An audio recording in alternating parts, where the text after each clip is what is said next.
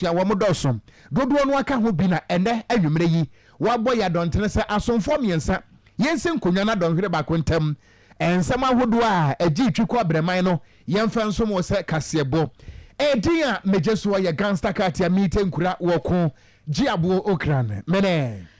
Piesie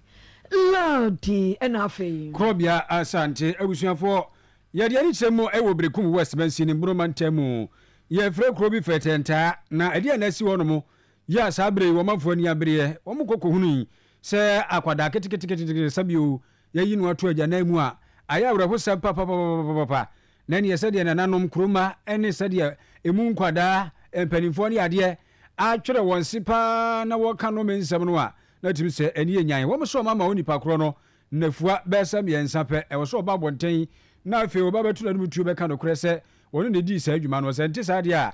ɛde kwabra ne ba bɛsɛ ne kuta kosu ɔde abɔ hɔ no saa no wɔbɔdua ɛno no na assembly bedwani pani kwaku Emmanuel fa ɛna edi kan ɛne yɛkasa yansa na yɛtoa so Rwanda 430 ɛwɔ ahemfie no nam kɔ twetwe nkɔmmɔ baako no mmienu bi ntiwa na bɛdi ba sɛ ohia assemblyman na committee chairman ntiwa pie bɛɛ na ɔmo kyerɛ sɛ deɛ na ɔhwɛ toilet so ɔgyidi mu ha no aha sɛ anopa no anaasɛ wiem ho kakra no ɔmo te akoramu bi so wɔ toilet no mu ntiwa bɔ na mane saa no so kɔhwɛ nti ne ɔkɔ no ohu sɛ no kukura ɔmo akyekyere no ho de toilet na akyekyere no ho ntiwa bɔbɔ ya mane saa no yɛna na ɔbɛba ase na gya ase hene kɔbɛhene ɔne me chairman Kofi na ɔmo kɔ hɔ nti ɔmo kɔdu toilet no so ɔmo hu sɛ no kɔ saa no kɔ sɛ ade saa wo ma obi ayi ne bara na ɔde na bɛtutu efi no mu nti ɔba sɛ aba saa yɛ pɛ nipa kɔ nti no na bɛyɛ information announcement sɛ ɔmu ko a wayɛ saa de na nyambra nsɛm no ɔmo yi ne ho di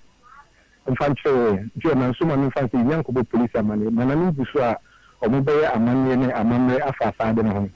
nti sɛ wo a wonim baatan bi a ɔno ba wo fie anaa baatan ko a wo so wayɛ saa de no sɛ nananom amammerɛ a wɔbɛyɛ no sɛ wɔmmɛ yi ho di ɛsɛ amammerɛ no ɛkyerɛ no yɛ basabasa de a wontumi fa nkɔhyɛ obi a wontumi fa nkɔhyɛ aban anaasɛ di ansa ɔntumi saa bere ɔmo bisa ma mekyerɛkyerɛ saa no nti nananom bu so a ɔmo tu anamo afa no yɛsi no ho ɔmo bi twɛn ya no ho nkɔ no bi nti ya sɛ edi bɛ nansa no nyɛ amammerɛ bi anaasɛ ɔmo ka sɛ wɔn yɛ saa bi so a yɛbɛhwɛ sɛ baabi a ɔmo fa tii no yɛbɛhwɛ nso sɛ bɛsi a ɔmo akokoduro no ɔmo bi tumi na fi yɛyi ɛmu no mfa sɛ yɛde akɔsisi akɔsisi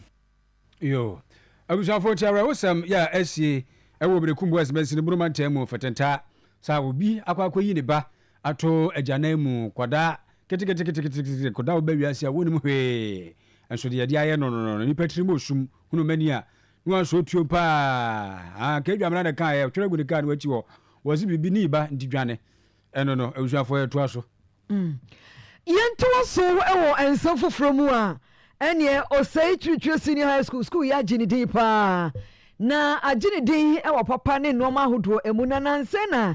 yɛte sɛ mpanimfoɔ bɔ adwuma paa fi sɛ sukuu akwadaa bi a ɔde tuo bɛɛ sukuu mu no wɔn atetɛ no adoa wɔn adoa no sɛn na ɛkorɔ yɛnkɔ headmaster hɔ ɔwɔ ahoma no so owura Michael Mensa na yɛne ne ntoa nkɔmmɔ yi so na yɛhunu update baabi a asɛm no akoduro owura Mensa owura Brampa Majo yɛda se sɛ wagye berɛ ɛne yɛkasa anwummerɛ yi yo wadaroma kwan a mofa so a sukuu abɔfra yi yɛsɛ no wɔdɔgye paa so wɔyɛ hoam ɔboa koraa mokyee no wobɛtumi akyerɛgye yɛ kakra wobɔ yɛ mu wede meda ase ɛna mekyerɛ wɔ tiefoɔ nyinaa akwadaa no mefa sɛ yɛnsa ka etuo no abere a na sukuufoɔ bi a ɔmo wɔ sukuu mu hɔ a abere nyinaa no nsɛm si a ɔmo bɛyi asotire emu mmaa no mmiɛnsa ɛbaa na ɔbɛka kyerɛ me sɛ ɔmo hu sɛ abɛɛmaa bi ekura tuo ɛwɔ sukuu hɔ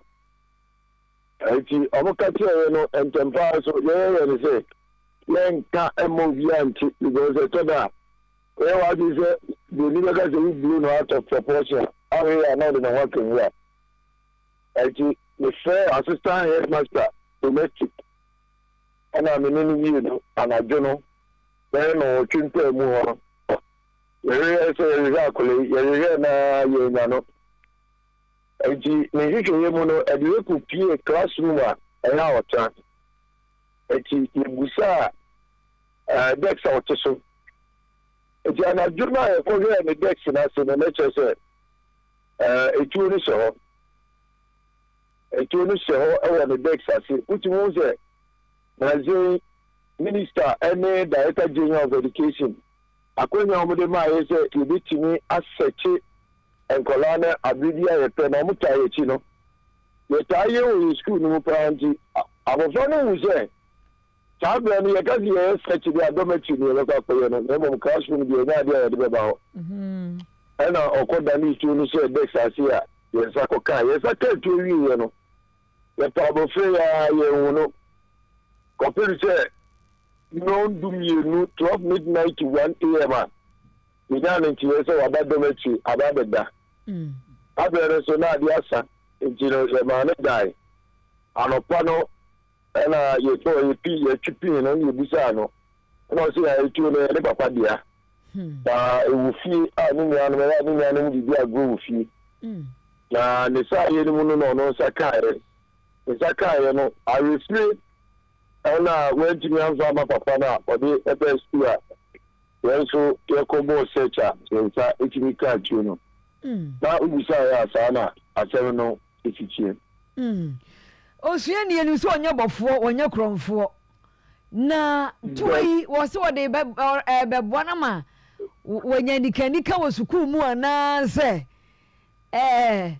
nim samo ye interrogation kwani mu hu senti a wode ba ho pa se duma wode bedi school ho ye de ye chipi no ye bisa na toto na no anse de ko police station no asebo chipi ka che ya ni se etuo ne de ne papa de no de ni ready fee no ho na ode ba school ho ti ni bisa da no wan fa ma ne papa no so ni saka ni refi ti ne ba no so no de ba school ho the other school no ye dey nim na dodo a edi wo ho de bia ye bo search no ye bo adi tanya pa ye mobile phone ene ntade a enye prescribe ankola no edi be school ho ene na ye nsa etaka na we ni de ye ya search ankola bi wo school mu a me fa say ye train you mo a ye no mu shia me fa mo ye see ID for okay the whistleblowers ade bi e be si wo school mu ya no na omo no ntempa na omo yi asotwe yes, yeah, Jesus, Uncle, and you remove your womb. You don't make your hood more, classrooms, I would more. Obia any moment, Obia any minia. And so I think see, I am you as a tree. Now, a fuck one was an Minister for Education, Abaso, and a Director General. Or Papa, the headmasters, any headmistresses say, you need to me a searching Colano. It's not Okoya as a human rights in 7 years. But you see, the Omuta cheap. You. If you are mass school, no, a fan of a to also say, Emma Aquala, Emma to Chadier. So they see what Bantuma NV and maybe see what school VM. And she said, headmasters near a church for Emma Search. Anyway, exactly 2 years, Yenny Aquarico police station. Never police for the best school of a channel. My dear, na, Kodamo didn't call that bay. Yeah, they call Quada. Minister police for interrogating no. Mo betimi amaye points ni bia na se ne papa no wa ba ba gina mu aka se ona onim tuo no ho asam ona. Me dey call police station no. Onse ye dey mo friend the say say awofo awu school. To me say me dey call no me di kan fe ne papa. E ka che ne papa say o sei na isi no say any tuo dey ne dia. Ono kra o pe awu ye. And I'm saying, you didn't go police station to Omraho. And you told you know this year, police station was out there, and you're not Unyamidi. That me when you say, Omako could do police station. Almost no, you told Mano Asem. And now police in the phone to almost a frame. And Mama and they say, Omu Bukuna, extra to issue a ma, a 7 normally go court. Now you said, yeah, and now it is assassin the mafia. Da sipa kai komi waye ni nyina wo nkyeremu no mu emu ada ho owura Michael Mensa eye okes osechitwe senior high school headmaster school yi ewo Asante Mantamu a school ni bi edituo abe school mu a ya kire no nti ne refi se oko school na etiokura no okay na ne refi no so wade naked beko yento akase abono so na yenko enkran pompone Mantamu enu a wosubranta mu etoye no enya asam ketwa na da ya kase enkran de sebi se obi dwonsompo egu kurabam hwegu montene so a efa nipa na ensuo no a etoye no ene adankura maako be se empem miensa 3000 na enipa ya kase yi wo munya baabi enna de ene wo modonso pa titiri ene odona ene ne mpotem ho na sansem we etodwa no ana ato renchembremu aboafo mekyere National Disaster Management Organization wonom ede abetodwa ekirem se enframa na di akire ene ensuo no se ne sitoye no enye wonom nwanwakura se nipa be se empem miensa de wo mo enya baabi enna na wetirem se de nam so a sa to renchem we eba ye no eye wona wo kan wura na wode begu gata mu wo mo a eto eniema gu basa no eno ka ho bi ana emma kire se gata sa hoduo ni nyina no echoki ya enso na ntimenya baabi antene amfa na ebufa enkofo fie na sansem we nyina mu no eye krole kote kropon no emu wopania wono ana woye nadmo director ewo ho eye owura Hendrik Noble kena ana wo kire mu se de akwaso no de ehadwen ye papapa na we no betimi aya desunya amagana fo na yehunu se ensuo no a ebetoto no ebetimi adi nsamone eno nti se ye baabi atu yenwura egu a enye gatam na atorenchem we nam so ema enipa ne bi nso ato ya no ewo nsedo a wobra wo kire mu no emu nsam ne we can see this is more or less a ritual because every year we face such problems. And so yesterday night the place was flooded, and this morning from yesterday night we started the assessment. So we went through all the municipal areas, which is flooded, and there is problems. You can also see this earth drain has been here for a very long time. And this time we are not going to feel sorry, but we must fix it. So I'm going to we have gathered a report, and we are supposed to send a report to social, and I'm supposed to take it up and make sure we deal with it. So from now, assessment has been done, report will come out. Then from tomorrow we start collecting the debris and the refuse around everywhere. Take it from there. So working on it. Any ayati ye aya kwale krote kropon no wapani awono ana atorenchem bremu no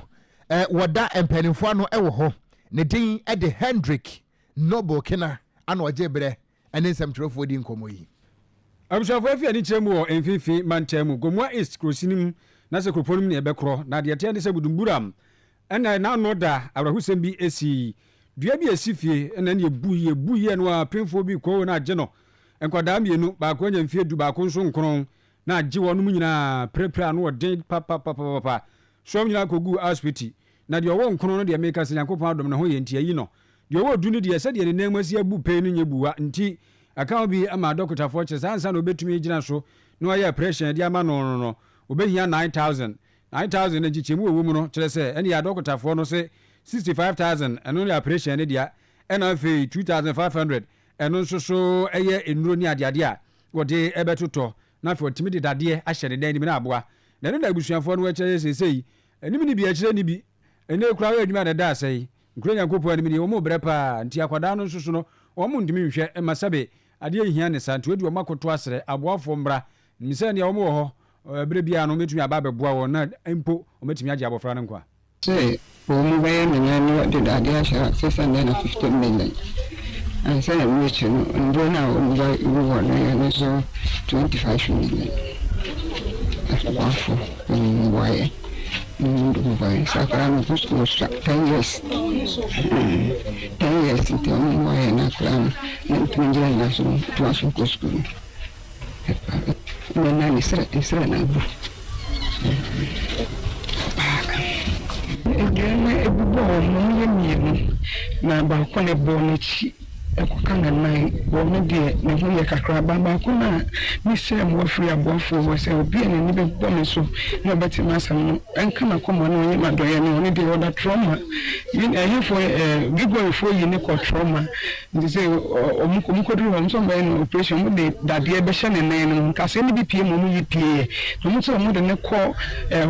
theater ho no mo hwe se mo timi de we na hye mo de dade ya hye dade no mo de wo so mo ji ni 615 million is a sikadada no 65,000 and almost say medication and no more the back home the one and I did me more me 22,500 maybe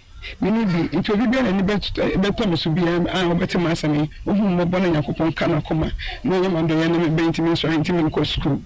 me that's it we are say ho pantia no assembly bedwani ye obudumbura electoral area ne Emmanuel Dogbe odi adesrede ato Ghana fo nyina nim so we die moasomu a momwa na nipa hia moa 5 days ago ana atoyenchen bi esi ewo budumram ha ewo Ecobank anase Christ Embassy church nechi edua ewo ho edua kese bi ye nim de kobae edua na emuni eto nkola mienu so na pregnant woman bi so ya mencha de pregnant woman die ya mencha de no hu ye akola ba ko no so no hu ye but ba kuna ya transfer na ko wini ba no anu die baby odane die honestly I was say adolfo ebem me fa akwanya we so efidie kese we so master Ghana manyi na Ghana chefo a omo hwe misisi a se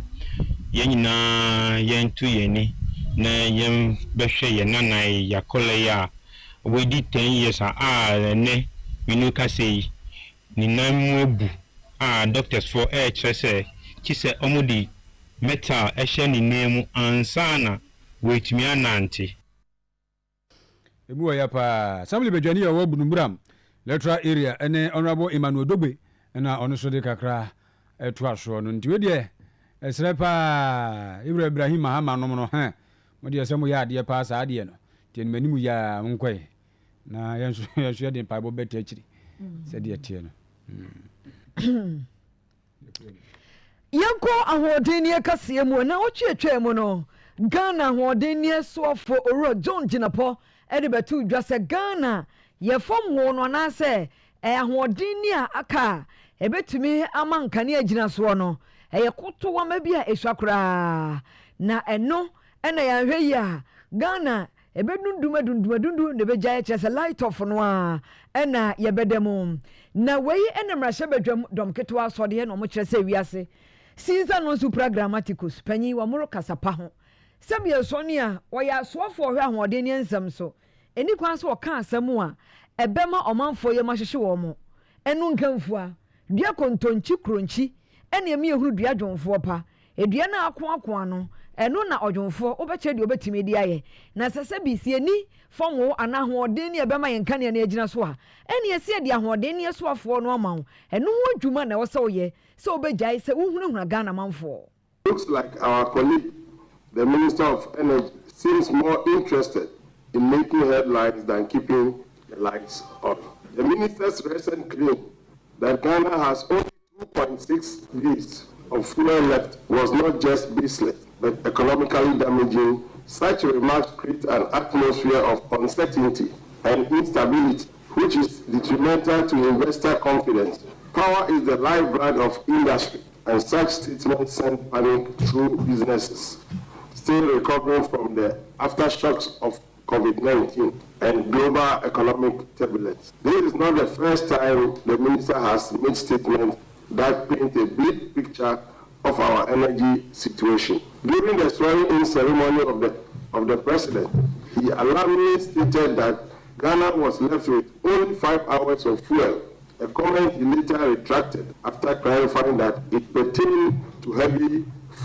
fuel oil, that is HFO. After causing needless anxiety while neglecting to mention that other power plants were operational with available fuel, his subsequent assurances following the 2.6 days of fuel comment do little to alleviate our concerns. Where Oro George Okogyeabour Ocran wono na a ranking member energy committee e wo mra she bedwafie mu no no abekirem se ehubua na ahoden yesuafo e de hye Ghana manfo emu. Honorable George Okogyeabour Ocran e kire se na adodankwa Akufuado Sarawuta na breso no obeto ekapa eka na ano ya chen kaka e wo ahoden asoye nanso wo hwe etoto no ma eye no ma yie mfirihia nwotwenie waye adwuma no nti se ndisi fo aba wo mo so problem how bi wo mo so se wo ho no wo mo hwenyi mfiri ho no. On January 7, 2017, the Nana government took over an energy sector burden with over $2 billion in debt, primarily due to excess capacity payment linked to legacy take-or-pay contracts. These poorly negotiated contracts imposed an annual financial burden of nearly $1 billion on our economy for power that was neither needed nor utilized. In response to these financial strains, the Nana government introduced the Energy Sector Levy Act, that is the EXLA, born in 2017, which provided much needed relief to the industry. The minister himself acknowledged that the previous government spent 24 billion Ghana cedis on fuel purchases in 2024 alone. Wey Ghana mrasha bedwa ku a wono hwe ahoden ne ensam so no waka ho bi waka empanifo no ho obi na wode ensam ha edom ketoa atudwa yento adwumre no nsia kase bono eso ana yedifra santemantam mo asansa akrokoti akwa Oyerepa wo ha ne akiripo enson eso na ye ko ensam foforo mu a asantefo ngoma tremienu enyimo miensa no wasi akutia bia enim ne wura na ne nyina no ene se aduana adehia busua wonom ewo prenyina se eno no eye Krobea ko a ewo bosomtwemansi mu asantemantam ha eye owura Edward Dako wono anakasa de ma adehia busua yin wone nsamtwerefo de nkomo akirem se nansan wo hene a wote akonya so ewo gyache baafo kwaku amoaten a wotoso nan waka ensam bi na ensam a wo hene aka no emu odu eno nti se wo mo ama bonten ameyi ano a ebe ha adwen pam ana ensam trofo busa wo pani Edward Dako se enchiremu no enesen wo se nansan wo mo ho no mo ano mo te yese wo hene a wote akonya so ewo eye gyache baafo kwaku amoaten a wotoso nan wodi nsam bi atodwasa an nansan wote ho no mo a wonka bi nhemu de owo ya ne se asojafo bi edeka abesi ho na enipa mu edamu a adehia busua no eho ana sojafo no wo mu ebesi enipa na wawuo no wabra wonya dehie saa asem no eba monten so no ana wo hene anase wo papai waye nsamtrofo nhia akirem se saa asem a wo hene de beto dwa no se bieburu se bienado wo de fere bekasa na nso no enukura biara nim wo se nya nokura da na nipa no a wo mu ebesi enu no edi nkampo enya sojafo na ebesi enu de atoso mienu eye adehia ni bi ana owodu nkwawo ana apedie mu no wafem wato ya no mu wanse do ana wo besi enu e wadehia abusua asase no eso eno nti enya hoho se ne wo hene eka no no na afa kurampo enya sojafo ana bedi dwuma no a wo ka no na ensamtrofo hia mu ase no na yensam troni Isaac agene mboaten e wase bi na mane ba ode be yen enie awtwe ba ko twemu yenyantie wo fidie so se ya chimene ana moaten akotena afidikase so se obi asojafo bi akokun obi abesie no wo eye ni kurum na o kano obo penyasi di bata ho asana o kano nana no madawoma enya no kuresa eye mia me nana ale film ba bosu ba mi ansane nani ama bisia na ya ntutuye nyina na me mati bi kwa anya mi mana ya defo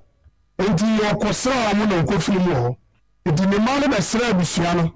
aduana adisia o penyasi ni gachi saka oma ya dawoma se bo mo kwan a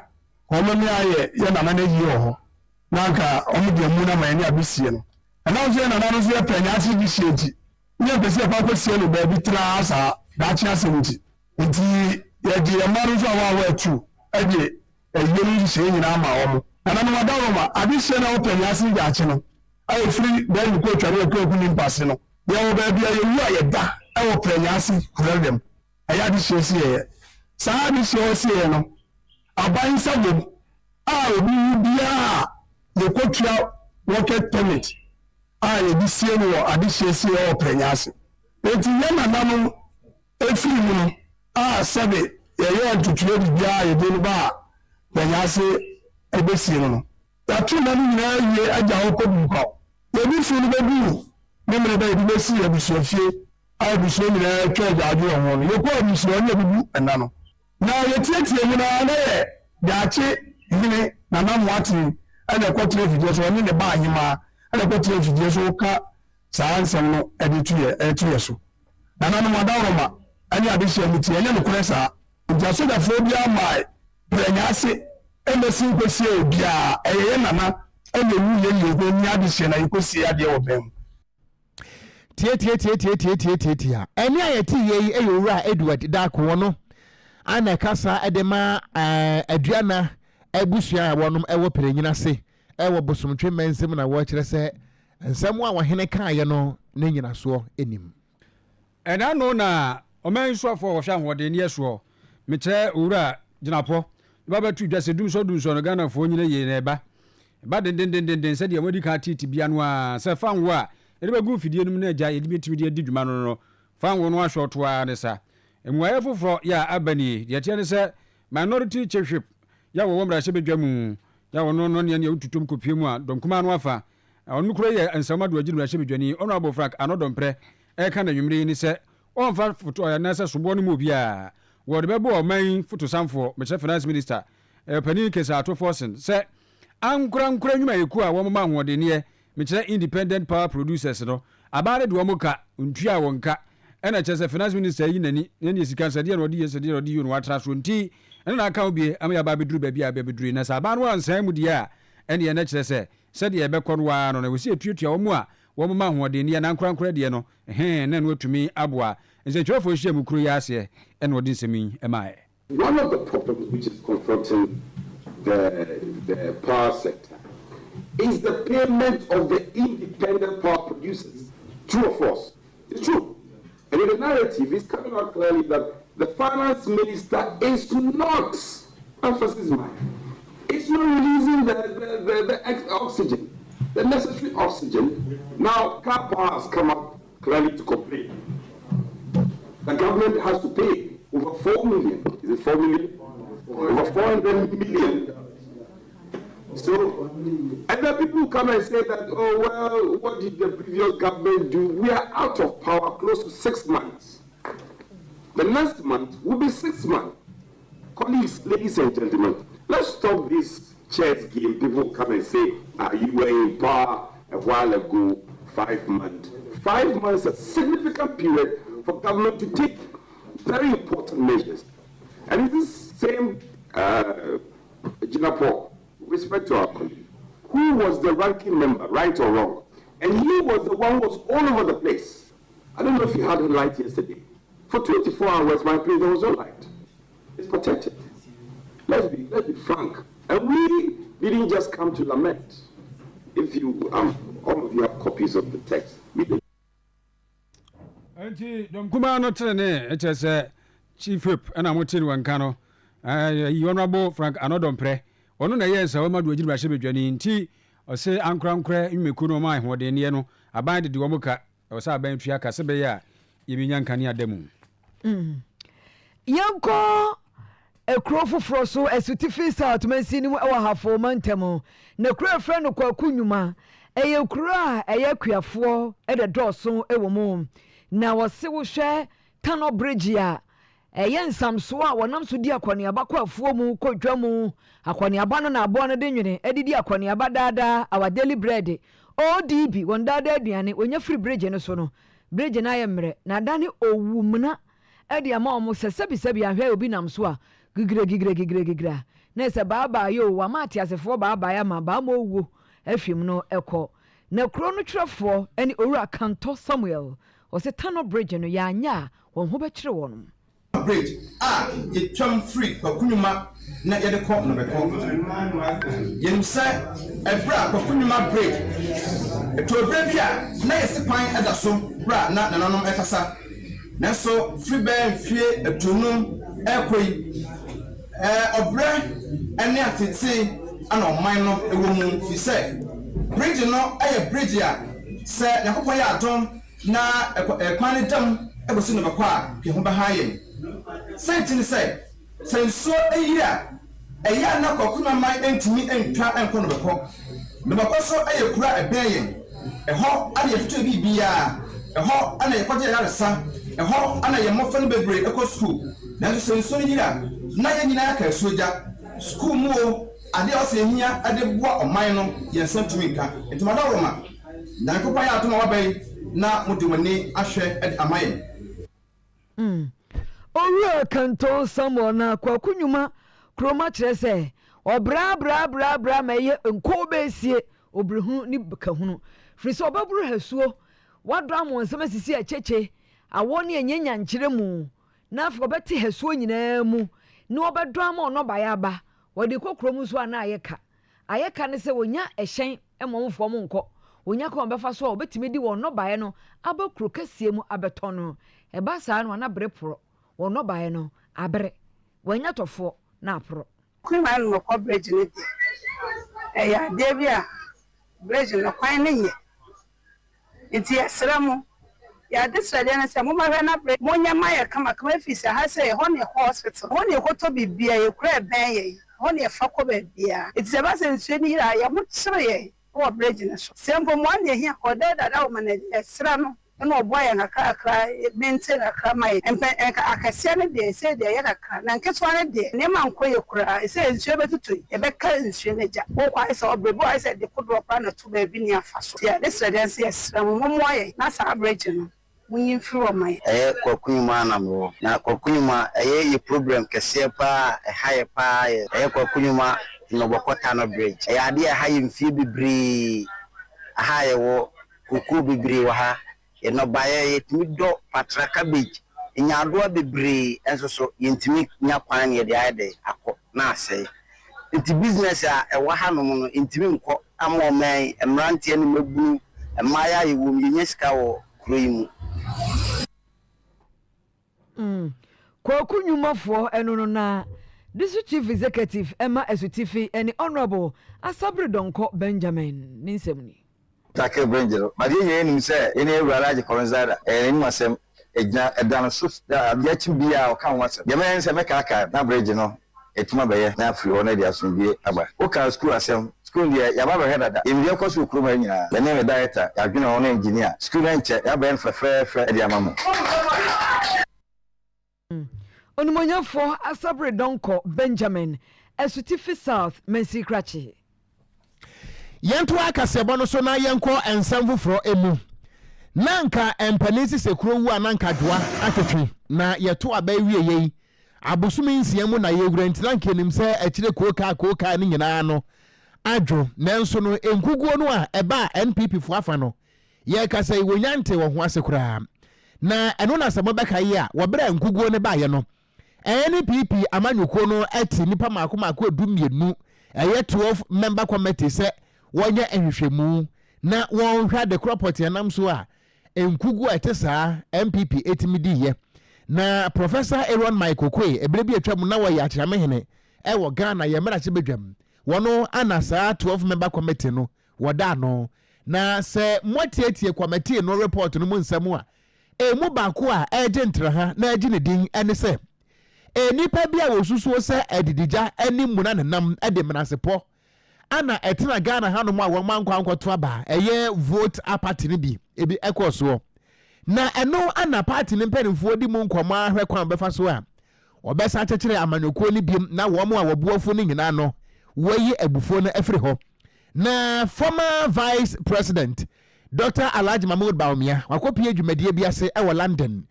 United Kingdom mino emu na wakasa na wo kirem se we de wa mechanic tinti bia wo de adesrede e chapa ani nkotodwa gu fom ana wo de abre MPP fo nyina se e wom se awie ne de wawe nanso no de nam so a enkugu etesa ne bae ni nyina no wo gina NPP amanyoko ni nyina na mu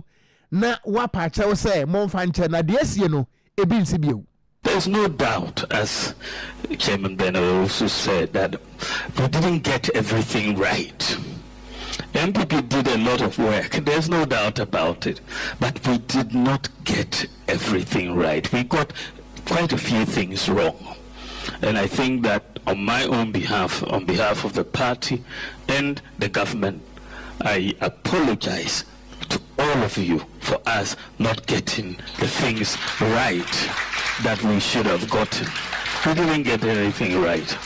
I believe that if by the grace of God we have another opportunity, I believe that we will get many things right because we've learned the lessons of where we are going. Dr. Alhaji Mahmoud Baumia, I don't know, was this a form Ayashia, will be in country, Kutipompo, and say one frostro, Nadiakos way. Edias were then Kwan, a beba, or Becca MPP for Womun's Yadian Frimu, was the Adisuadia, Womos Yabi Frisagana for Achere one pa. English, I want to show one more na Okokoshia, MPP 455 January. Ni for baby so chat, a moment 41 once here, and say, Ghana ha ya wakwani efa so ayeto aba ye kwa efa so ayeto aba no se oye nipa wudi kan kura afi na wo ba foforo se ento so aba me prema panya konwa no a edin pa enna fom bete sesa ufiti ya no aba aba benya aje se bia akọ ni mpre nu so ko be ni mpre sa so se de mampani dada na da kwa kufodo okọ no ansa na wotumi anwi no eno no ye mfato se wemu a opani John Dramani Mahama ya sabro tia konwa no so no odi ka di bi pen ya first time no akọhwe the second time anu we di adanse se nya de se Ghana fo be na kwanya bi mu etoso nti we no betumi afa ho no mo mu akosan so no nso ba ne sa ni mpre nu so a wo san akọpre mampani adwan wankasa eno no Ghana fo ehu no wo mahunu yie nsuso na wo chese no ena obehwe no wamia ne tamu pa na adwuma akopon ya adom na so bedi mampani obe Ghana ha na beje nsemo. I believe that 2028 MPP is going to come back into government. I believe so. Our political history suggests that it is usually very difficult for a first-time presidential candidate to win an election in Ghana. I don't know why that is, but Ghanaians want you to come more than one. So there is a sense that in 2028, NDC is going to bring a candidate for the first time. I believe we will have an advantage, all things being equal, over that new candidate coming in 2028. I believe we will have a very big advantage. You know, the second set of reasons that I believe we are going to win is because NDC is actually in government. Dr. Mahmoud Baumia, English Memu, London, Abonteso, and what is a Aquacusia MPP, a chitafo webia, ono mo edutwe sankomo yi enyina. Yakwa homanu so na yene honorable Asenso Boache edi enkomomrase bedwani ma bantima abato empeswa no. Oko emrase bedwamu select committee efa local government and governance hono so dimu ntintimai pa. Ni abeka His Excellency Awula John Dramani Mahama na no waka say enkran mantemu no hono mo achepa nti ebeya yepe mantem foforo eka ho na administrative enoma no a yakwaye wo enkran no yibia ba honom na aboa nanso honorable Asenso Boache se yentutu anamo yie ewo se kwa bi so no yehwemu yi ansana sana montuo no aban bi betu a watu honorable Boache majwe ya media na komiti say erade atom ye ho ye pa yo adaruma efa asemi ya yesusu hu se administrative capital ye encremantem no enano omampanyi esusu se yenya administrative capital foforo bi eka ho ana sa chia enkran yakwa bibia yakwa nkran bibia yakwa nkran na ho kwa na ekwa nanim no no so mpuntu atimi aba baabi no wo se yentwentwen so die na ususu fa ho die na ususu se yenya ansa na sa na montuo no aba so yo the after the kamanifa nchia kesema otifo nano nsema o mantanyi do tigano say yinya new capital city Ghana nya de bia nwa because it could be cities I would say are dynamic Minia, that is number this is on. And you can see, so certain governments have struggled to plan the city very well. I'm a development planner, so I understand planning the kind of cities and its implication on national development. And that special planning, and infrastructure as well is one of the infrastructure. Is one of them. Rural urban migration, we can be a good doing kind of population of Accra increases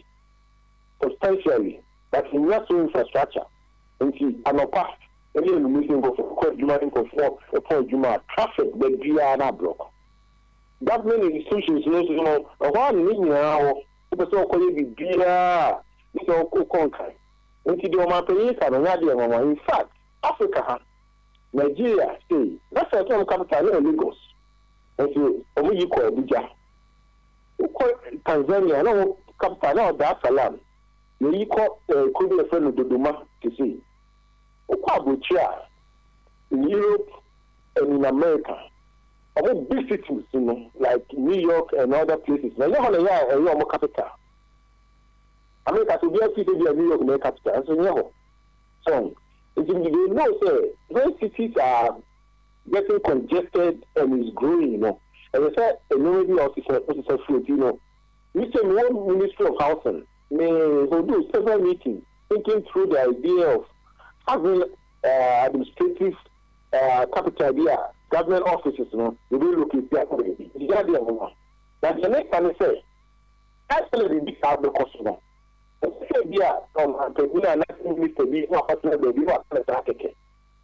calls for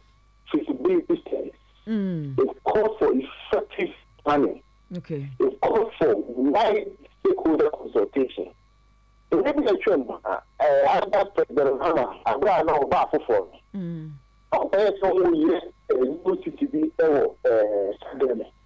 Housing development. And no. Because Ministry of Housing and who say, and I don't think that national and should plan feasibility studies.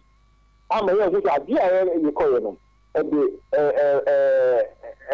boy man in Puntu. It's a study project now and check and a project is the studies coming in a project now to do the beer. The jam can go for crack or court, and I'll make you buy and I'll be looking for the free court. So, if you know, so I'm planning here. We see in our question, not include the beer. And you know, the main thing is these are the customers of company who is really committed to it. We should first of all understand, say, when we are creating a new city, it's not 1 day's job, and it's not a 4-year term job. For no class, they are about 4 and about the twasso. Which means to say, it's only political leaders of the political parties in the national state. And so only major stakeholders in the country, the chief, the traditional rulers, the technocrats in the growth and growth environment space, the classes. You know, a quality of Faswa, a baby. The Krobea Ocran, maybe as new capital, the Gibantina, maybe is a Kuno. And each geography will not help in the development of the country. All these questions must be asked. And how much will it cost the country to build this new city? You know, so it becomes a doors one. Yeah, especially if you say, let's get doors to, is this the best use of the funds that you have to new city? All these things are critical questions we need to ask. But at the end of the day, you know, the president just announced it. He hasn't given us any indication of how he's going to do it and all that. Okay. But first of all, as branching member for local government parliament, local government committee, you know, and also as a development planner, these are the considerations, these are the questions I'm asking. They're making sure they answer all these questions and send it to me extra and a moment.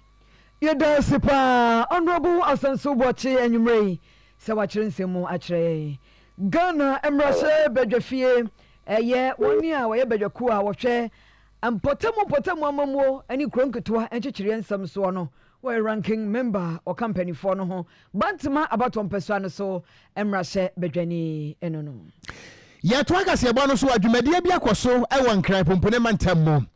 na eyada ponda ewiase nyina yesi hono a wode ekai nkitahodie ene enkrato World Telecommunication and Information Society Day na dwumadie no a na wo hye ho fa no ana wo man wo soafo a wo hwesa asoye no eso wo ye marase badwani ewoningo prampram Yewura Sam George wo kogina se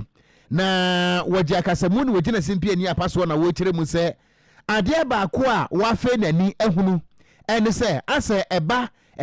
digitalization ene ye digital system ya ewiase nyina ye wura mu ye a ase ema no aka kire kakra eno nti wo besere se ebraso se ema no mobo mo homene so na mutim ne mema ne nyina no ekọ ne pe wo kire mu se wo hwe akontabu obeto odwa no a na kire se emema no wode wo ho ahyem papa eba digital ene ho nsensem no a nanso ase ema no de kokwasa kakra bi ewo ho na desere de nyina no ene se wo besere wona ekabie wo mu stakeholders anafe no oman no na mpo ankurankura ni nyina se wo mo wo pepe bia wo mo betimi ade atofom na eman so de wo mo ho age mu na digital world no akọ enkane na eman no so enya so mfaso se de mema na nya no a anka ebeboa pam wo bra honorable Sam George wo kasa ne mu nsem ne presented with equally qualified candidates choose the woman who shows promise, and this is policy direction which we all feel we need to take deliberate steps to dismantle the barriers that prevent women and girls from fully participating in the digital world. I propose we concentrate our efforts in 3 critical areas. 1, digital education and mentorship. We must multiply opportunities such as today's workshop, platforms where women lead, learn, and lift each other up. We must introduce girls to technology early and often mentor them consistently and invest in their success. This is how we build a pipeline of confident, capable women in tech. And yeah, Minister for Communication, Digital Technology and Innovation, Honorable Samuel Nate George, where I'm going to say, Ewoningo Prampram, Anna Wakasa ye Stubborn Academy.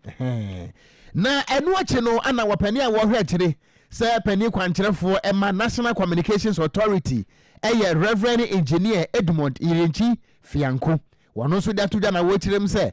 NCA ade niam ahodo bi egu akwam a eba enkrato ene nketahudi a ebetima ko nkane na no betimi aboa ama wo my Ghana na chekireye enam empuntu kwan so no etimi akora nim ye pa. The Minister has provided policy direction on several issues, including spectrum resource allocation, quality of service, data tariffs, and the legal environment for the communication sector.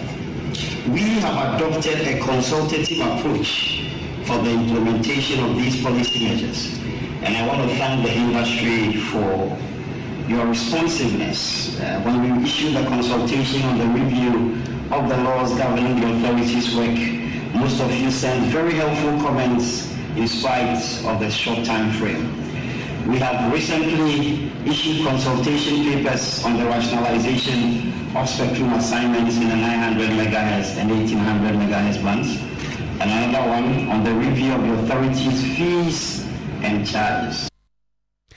Wapani a wɔre akyire sɛ kwankyerɛfo Emma National Communications Authority ne din ade Reverend Engineer Edmond Irenchi Fianko wano anakasa yi yakɔ kasoa ɔfaakɔ na de asie ni sɛ nkɔfo bi a akrɔfo tatwa mboa paa ne wɔn umakɔ akɔ wia ayi bi saa yɛworo so yi ɛna afei suso kyɛ sɛ ɛniɛma ka ho a wɔn odi dwane yɛ no agenda wa hospital no a yɛsie ɛna sɛ ayɔworo so no umakɔ tase ɔmo de kɔ nyankropo adom yɛayere wɔn pa Piesie witua no na nansa ɛwɔ ama no so na na akɔ aba bo emu madam emu na sangofo mienu eno ɔmo kɔtɔn di ɔn Krobea isam no pɛsɛ deɛ yɛntumi ɛnhyehye dua sɛ mo yɛ kasoamba anaa fransa kasoa no dɛ ɛwɔ kuro ɛnti yɛntumi hyehye dua sɛ mo yɛ kasoamba sɛ nka politifoɔ no ɛgu so a mo ɔde to ɔma no na awo wie a kyɛ wabɛhyia nsɛnkyerɛwfo no ɔmo abɛfie ayo ɛne na bɔ emu ɛ sɛ ɛbaade sɛ pɔtee Inisa agenda 111 project agenda abandada I share I say Ghana and then get the day or my mono. No, I can say there, which is the city ye make say Yabi and our year Kaswa, a year of our J River. I would say it's 20 hours. The people can say the Abraham by an answer contract to do on a Abano, I and your community branches. I'm making me about to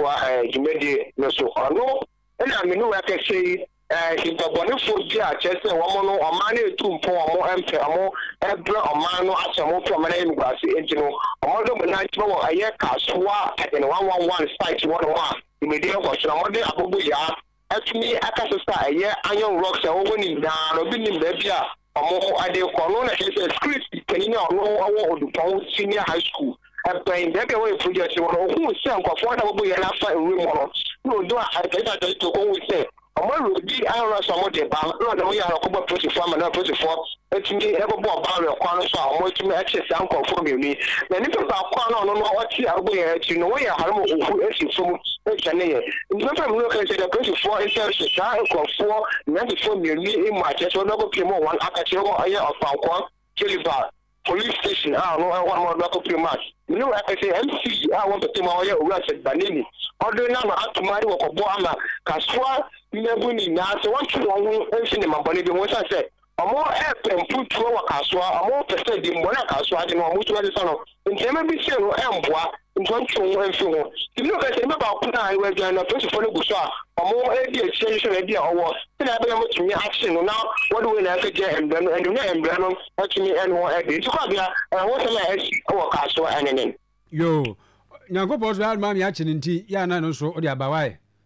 wache kwala no ransa ena mote no nka no yesentwani ya wo awutu senya east ene ne mpatemu eno no mfifi mantemu wo fa ko de aha ni sabudubura ka so asem kitu bi azio ye ya jeda 111 na hospital ala ECC na ya woro so na kwabrane wo mo akowia ye koton di ene na yemfiri ajeda 111 nua panyi baako ewo atwomanwa biaja krosin no emu asante mantemu na hospital kase yesi no ho no no military hospital no asem na mekan yo na kwame da port so mienu eye hini wa feri ba bia eye hospital no wonum esie no wose owura John Dramani Mahama wonyentem pentem yenentem na beboa amadwadi akoso ngrofo benya adwuma ebeboa ama nipadodo ade wonom eba konfo no chene so eso beti ama pressure no abafom to make it to a wine and a green and very hospital. So, you say, and put it in and so, something when it was to go now with them, we are. It's the best one, now for them, a body and one. Now, the active beer, the map, hospital, now, Timmy and Gina, Amayan Piano, now, but so, my Ghana. Apa ama bekunu so a wo program no wo asia nurse mo mo ya doctors and professionals na kan na train say you better train people and that's right but no way na you be na who is fa you train you be come up say in there na you be the man and ya kwa ama hospital and nana kwame da porto so mienu wono so na ye Western Central Regional Commander Ghana Police Services wose obuo biakoye asomdwe na boa emampuntuo banti afariman emfa saasem we enchichire wokotodwam obia fa ni die ema ne yonko ema wano entra enkoka sentia panini ana bibi ekoso awonti ase se de ni die mi ma ye ho a na obia ye na famudia medini yese ne ati akamu biara enti ama ni munyama ekura ferikuro bia yi kaye atete akwansam no ye nyina ebeka bom ama ya pempam na afere no asori agina yesra omanfo nyina mpa ebo na ye mpagya aferikuro yi enkosi pempenso a na o se eduro nana kwame da porto so mienu eye atwomanwa biaja aferi ehene yeto akase bono so na yakosunyame na vice chancellor awono ana University of Energy and Natural Resources wadano Professor Elvis Asaribediako wabɔ mampani John Dramani Mahama baso pa kwan a wafa so a galamsey no wo to ase na no ana prof ekyirem sɛ mpani so obi a waye bi da ana ye ma na mo opiafo na mmom enya me abiew wo kyirem ɛsɛ mampani ɛkan ɛsɛ nyame yi adom na se tumi ne ɛba enefo amakomako wɔ ha entem ɛyɛ within 100 days no wɔbɛboa ama galamsey no yɛ to ase na no ana prof ɛkasa na wo kyirem sɛ sɛ bi akwada we nyina wɔbɛtɔ kaa no sɛ wɔnam na so obusa sti abu a mane nyɔnwanwa na wohwa namo a within 100 days ye mampani etuo no a akyerɛ sɛ galamsey no wobetimi etu ase nanso etuo nyagyegyinafo a na etuo nti no wɔbɛsra Ghanafo nyina sɛ yɛnta mampani achi na ne dwumadi a wodie ɛwɔ galamsey ntɔkwa no ho no ase etimi etu wɔde sansɛm we nyina to dwa wɔbra na suapɔn no wodi dwumadie bi ɛwɔ sunyane. Quite interesting to realize that the elimination of this national canker of galamsey has been spearheaded by our current president, His Excellency President John Dramani Mahama. This is amply testified by the numerous efforts in terms of policies and legislative instruments and actions taken so far. Within just 3 months in office, the actions so far indicate that the president has shown them their will. There have been several bills that have been passed over the years. Vice Chancellor Emma's University of Energy and Natural Resources no ewo sunyane ono ne kasa ye Professor Elvis Asaribediako na eno achi no ana advisor on mining Emma Ministry of Environment Professor JSY Kuma wade atuja na wochire mu SS mobeka ya bandada no na NPP teso no ana wokwachechire emre bi a eno ema obi kwan se opeso okotu efomu agudie ewo kwaye bretu mu a the LI 2462 no na eno ana yade se Professor kasa no wochire mu se sesi aye kasa yi mampene John Dramani Mahama ediato Attorney General Dr. Dominic Akurutinga ayene anim se won hwe na sa amra no a ema obi kwan mo koye efomu agudie hu adwuma ewo kwaye bretu mu no ye makwan no say Attorney General go infri on eliminating illegal mining in Ghana. The real end of deal is both timely and very instructive. On the matter of the bill, I believe this has been decisively addressed by His Excellency President John Dramani Mahama by directing that LI 2462 should be revoked in its entirety. Any IAT advisor on mining. Na just eba a form of goodie to our penny wano ana etu environment and ase environment ministry no utu omofo ho Professor JSY Kuma na enwachi no ana wapani ba ko a wodi ntintiman Ghana Extractive Industries Transparency Initiative and the Dr. Steve Mantiao wono so kasa na wochirim se anamo bi wo hono mo asase wo yetu na galamsey no yetu ase na wo kire sa na mokro no. You are fighting against galamsey, illegal mining, and yet you have provided a market for the product of galamsey. Doesn't make sense. My caution is that for as long as there is market for galamsey, your galamsey fight will go nowhere. Resource person wano free Ghana Extractive Industries Transparency Initiative eba dwumadie na ase Dr. Emmanuel Steve Mantiao wano anakasa yi midima fo na fra wo no so dima fo ne wa ya na wakwa akogya pomden papa Dr. Tam da so no Tam ne de ampa e de to so ayade nyina na ekọ bo so ho to se ya ene ya egu akwa atwuma gogo ya nkran so poku ase ba 0244 7742 82 na abujanfo se de si etie no yade ni wo no ma yete no enam oba ne ba man hia mudie no se de si etie no ya ne mpempi ahomete Kitima Heba Center na American for Eddie Amawo on the Distampuru team super Sabana STR dia utu asiese home afen so wani yade ebia honam no dua no kran so anaso we na ebibia wo ho eniema bia emwa emani padua no NCP bia no for ne akirem ewo Kitima Heba Center ne emwa wo ebu akwa materis wonwa obetimi afre doctor no 0246914717 0246914717 enije bebe fie na kyerɛ sɛ ɛno no ɛyɛ tatahwe Kitima Heba Center. Dank Natural Hair Care Complex nso na afrɛ wɔse apɔso yadeɛ arthritis, stomach ulcer yamkro, hepatitis ɛyɛ brɛboɔ mu yadeɛ ɛna stroke ɛne awɔ ho nsɛm. Wɔso modern facilities lab nyinaa no mo de yɛ no ɛyɛ modern abɛɛfo deɛ a ehunhunu kɔ akyire ɛma diagnosis no ɛyɛ pabene papa bi no agyina so ɛde ama wo nro. Afei so wɔn wɔ nnuro ahodoɔ a ɛwɔ dwa so wɔ pharmacy shops ne herbal shops a wobɛnya bi atɔde asa ho yadeɛ. Dank Phytocare ɛyɛ kooko aduro sɛ wogya wo nan na mogya wɔ mu sɛbi ɛyɛ ɔkekawa a Dank Phytocare. Dank Vino woyɛ matim ne kooko onum a ɛboa wo. Dank Antimal X ɛno so yɛ made di adeɛ. Dank Gastrocare and Vita ɛno so wɔn mo stomach ulcer deɛ ano ɔden woyam yɛ kapu kutu wodidi a aduane ne nyam no bi. Dank Procare ɛno so ɛyɛ sisi adeɛ. Pɛkyi number 2 wɔn bɛn City Life Hybrid School anaa bɛfrɛ 0244 017 556 0244 017 556 0266 593 330 0266 593 330. Dank ahutofie yewie enkai boba ko bi wa ha yo na black polythene bag bi yesi afi ehim black polythene bag yehu enura ena driver bi ehu ntrotro mo sika ka ho ena no ma bi so keka ho na afi komba afi sika ka ho ne no ma bi e ka ho yehu ntrotro mo driver ne so ye adwuma efri Kenya aseba airport runabout na wa ba Abreport junction